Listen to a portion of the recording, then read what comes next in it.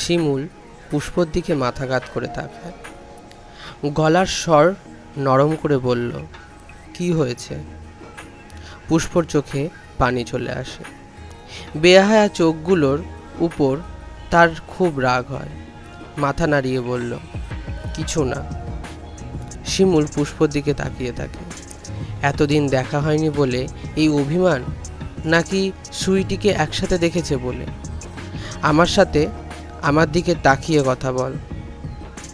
পুষ্প তাকায় না, মাথা নাড়িয়ে বলে, আমি বাড়ি যাব, সরে দাঁড়ান।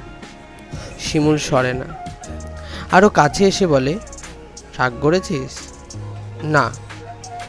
পুষ্পর অভিমানে শিমুলের খুব মজা লাগে। আমার কথা জিজ্ঞেস করেছিলি কেন?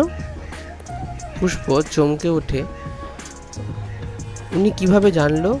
শিলা বলেছে? শিলার ওপর ভীষণ রাগ হলো। জলদি বলল, জিজ্ঞেস করা ভুল হয়েছে, আর জিজ্ঞেস করব না।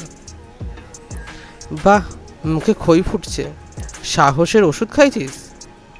সাহস বেড়ে গেছে? পুষ্প নিজেও অবাক।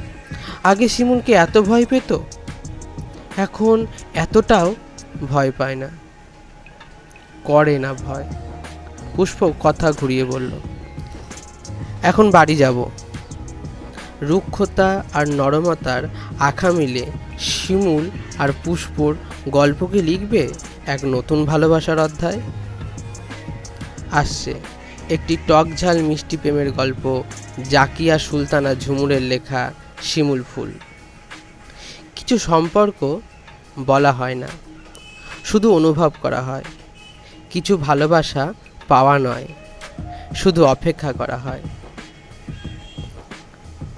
নীলরা অফিসিয়ালের নতুন নিবেদন শিমুল ফুল, যেখানে সঞ্জয় গল্প বলবে।